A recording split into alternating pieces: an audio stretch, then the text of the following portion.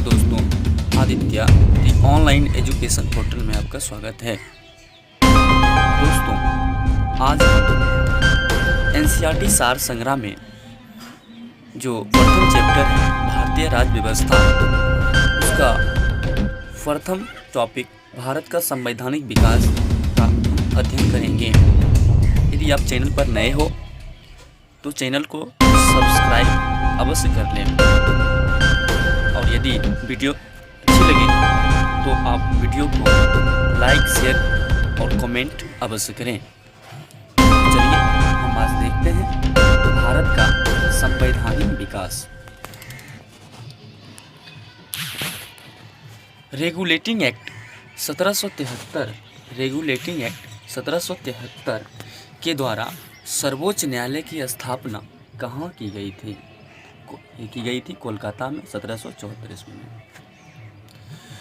दूसरा है भारतीयों को भारत के प्रशासन में भाग लेने का अधिकार किस अधिनियम के द्वारा प्राप्त हुआ? चार्टर एक्ट 1833 के द्वारा। अगला है भारतीय विधान परिषद को बजट पर बहस करने की शक्ति किस अधिनियम के द्वारा प्राप्त हुई? तो ये प्राप्त हुई भारत परिषद अधिनियम 1892 के द्वारा। अगला प्रश्न है केंद्रीय विधानमंडल सर्वप्रथम किस अधिनियम द्वारा द्विसदनीय बनाया गया? तो ये बनाया गया 1919 के भारत शासन अधिनियम के द्वारा। अगला प्रश्न है भारत के राष्ट्रपति को अध्यादेश निर्गत करने की शक्ति मूलतः किस अधिनियम से प्रेरित है? तो यह भारत शासन अधिनियम 1935 से प्रेरित है। दोस्तों, बता दें कि अध्यादेश राष्ट्रपति का एक वीटो पावर होता है, जिसके तहत यदि संसद सत्र नहीं चल रहा हो और कोई कानून लाना अति आवश्यक हो गया हो, तो राष्ट्रपति को यह शक्ति है कि वह अध्यादेश जारी कर उस नियम को वह ला सकता है। आगे है भारत का संवैधानिक विकास का क्रम। देखिए, भारत का संवैधानिक विकास में दो संस्थाओं का महत्वपूर्ण योगदान रहा है। इसमें से पहला ईस्ट इंडिया कंपनी के द्वारा, ईस्ट इंडिया कंपनी का, और दूसरा ब्रिटिश क्राउन के अंतर्गत। तो पहले हम देखते हैं रेगुलेटिंग एक्ट 1773, जो कि ईस्ट इंडिया कंपनी के द्वारा प्रथम बार लाया गया था। तो क्या नाम था? Regulating act 1773। Regulating act 1773। उसके बाद लाया गया Pitt's India act 1784। Pitt's India act 1784। उसके बाद चार्टर एक्ट 1793। Charter act 1793। उसके बाद लाया गया चार्टर एक्ट 1813। फिर लाया गया चार्टर एक्ट 1833 और ब्रिटिश ईस्ट इंडिया कंपनी के द्वारा अंतिम चार्टर एक्ट था वो था 1853, अर्थात चार्टर एक्ट 1853। ब्रिटिश क्राउन के अंतर्गत जो था प्रथम जो अधिनियम था वह था भारत शासन अधिनियम 1858। भारत शासन अधिनियम 1858। फिर दूसरा था भारत परिषद अधिनियम 1861। अगला था भारत परिषद अधिनियम 1892, भारत परिषद अधिनियम 1909, भारत शासन अधिनियम 1919 और भारत शासन अधिनियम 1935, और अंतिम था भारत स्वतंत्रता अधिनियम 1947, जिसके बाद हमारा देश आज़ाद हो गया। दोस्तों, भारत शासन अधिनियम 1935 को जो है भारत का मिनी कॉन्स्टिट्यूशन कहा जाता है, मतलब छोटा संविधान कहा जाता है, जिसमें भारतीय संविधान में जो है अधिकांश जो भी नियम कानून लाए गए हैं वो भारत शासन अधिनियम से ही लाए गए हैं।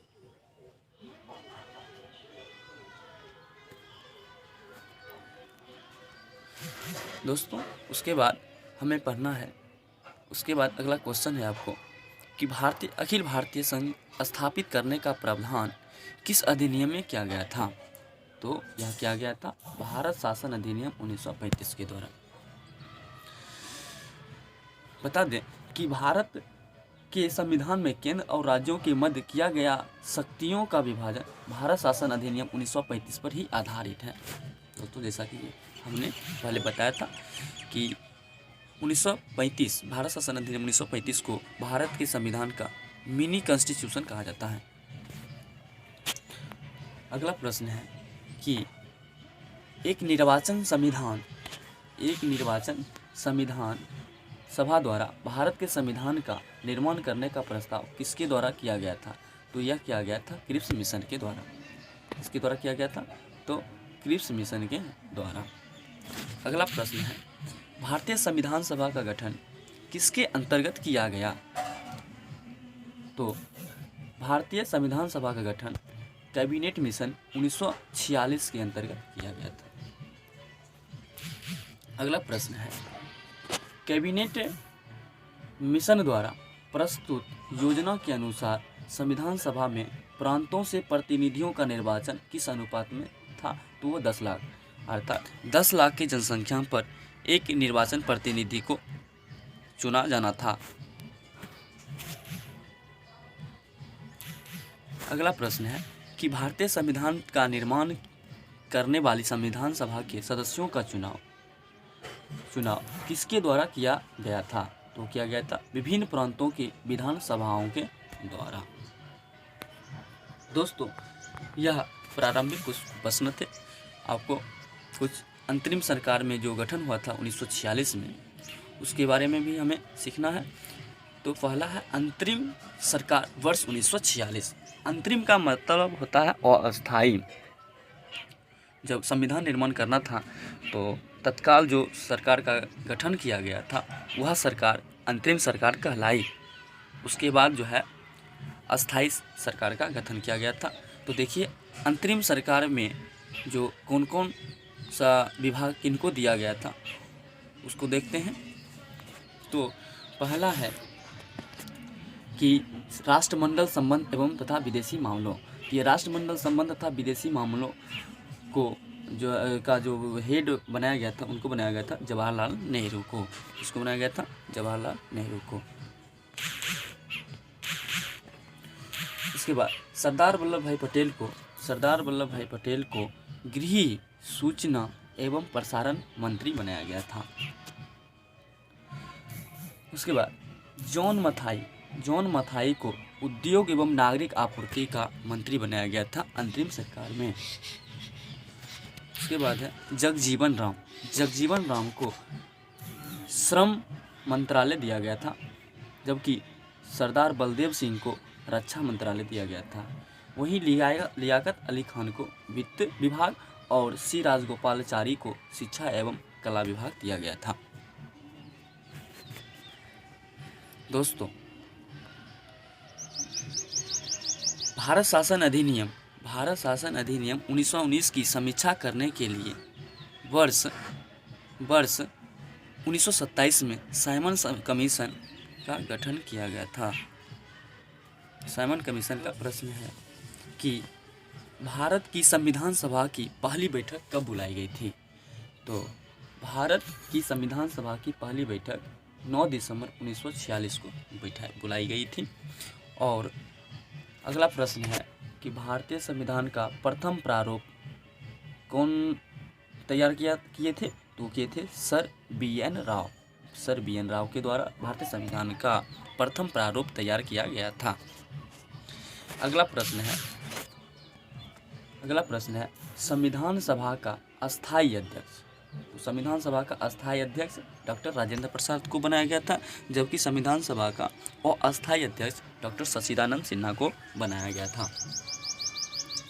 दोस्तों अगला प्रश्न है संविधान सभा में पंडित नेहरू द्वारा उद्देश्य प्रस्ताव कब प्रस्तुत किया गया था।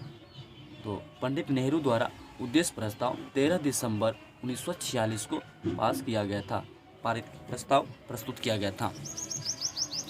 अगला प्रश्न है कि नेहरू द्वारा प्रस्तुत उद्देश्य प्रस्ताव संविधान सभा में कब स्वीकृत हुआ? तो हुआ 22 जनवरी 1947 को। भारतीय संविधान के निर्माण काल में संविधान सभा में कुल 12 अधिवेशन हुए। कितने अधिवेशन हुए? 12 अधिवेशन हुए। अगला प्रश्न है कि भारतीय संविधान के निर्माण में संविधान सभा को कितना समय लगा? तो ये आपको मालूम होगा दोस्तों कि भारतीय संविधान के निर्माण में कुल 2 वर्ष 11 माह और 18 दिन लगे।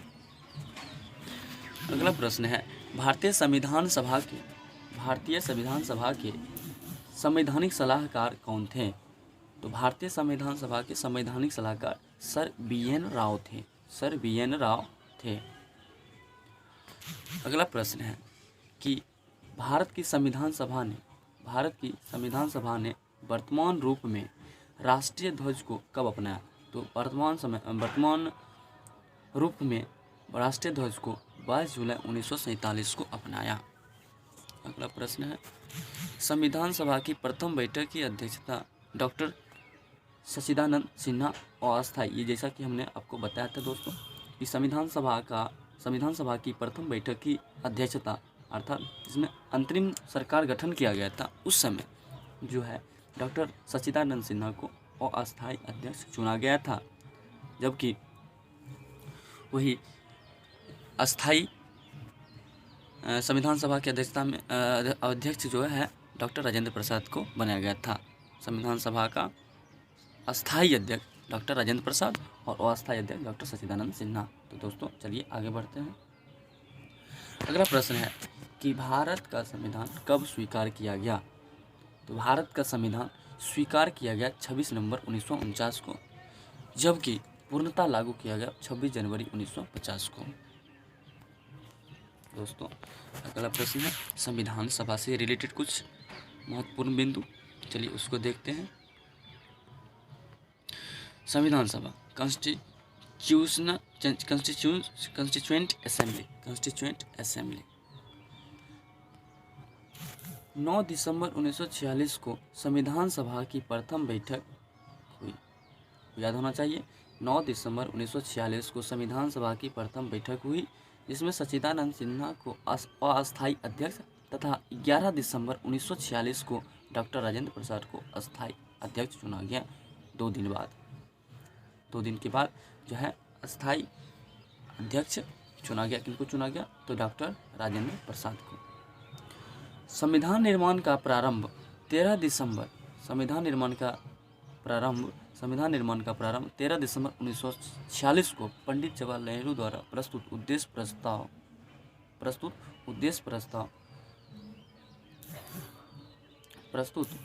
प्रस्ताव के साथ शुरू हुआ।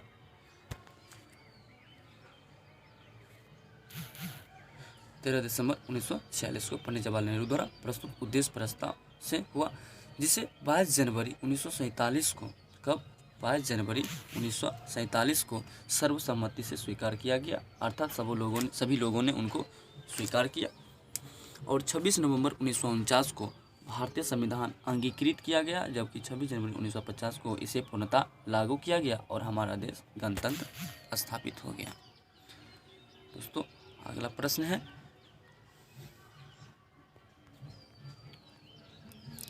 है कि 26 नवंबर 1949 को भारतीय संविधान किसके द्वारा अधिनियमित किया गया था? तो ये किया गया था संविधान सभा के द्वारा। 26 नवंबर 1949 को भारतीय संविधान किसके द्वारा अधिनियमित किया गया था? तो ये किया गया था संविधान सभा के द्वारा।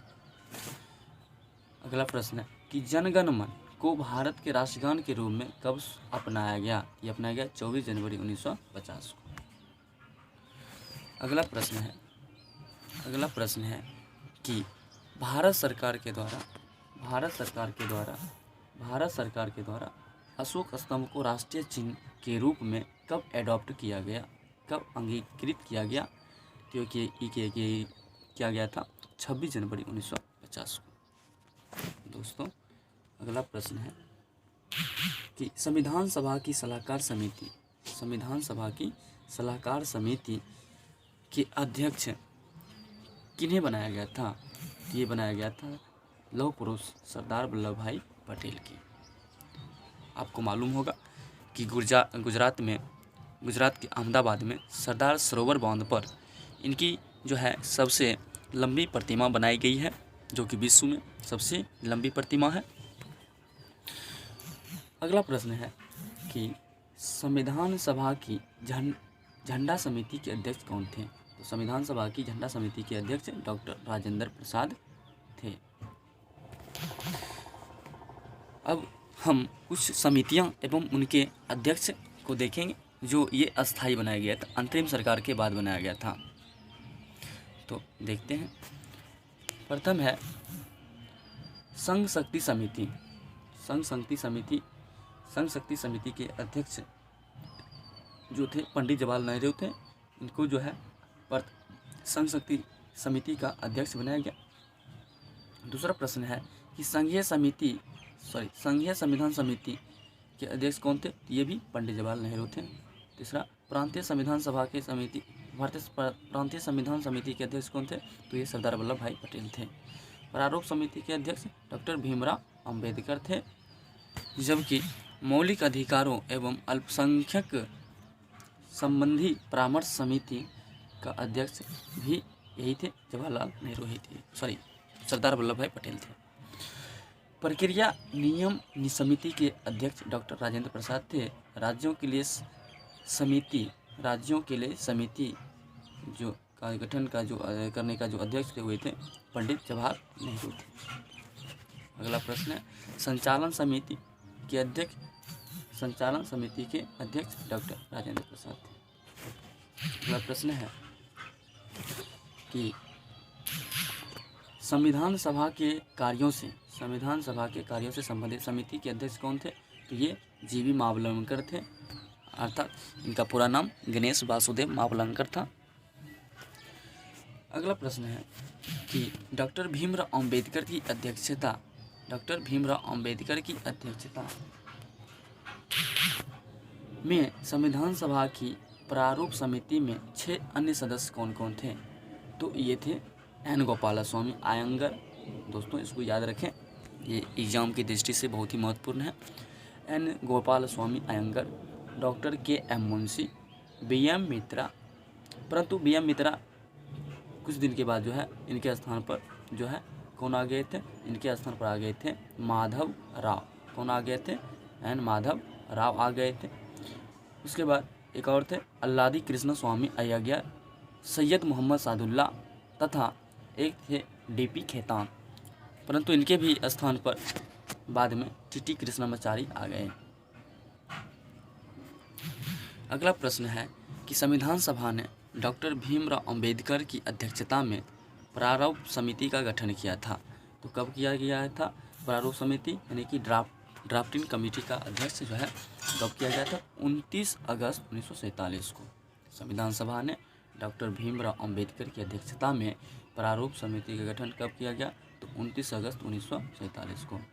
डॉक्टर भीमराव अंबेडकर का संविधान सभा में निर्वाचन किस प्रेसिडेंसी से हुआ था? तो ये बम्बई प्रेसिडेंसी से हुआ था। इससे पहले जो है बंगाल प्रेसिडेंसी से थे, लेकिन बाद में फिर बॉम्बे प्रेसिडेंसी के हो गए।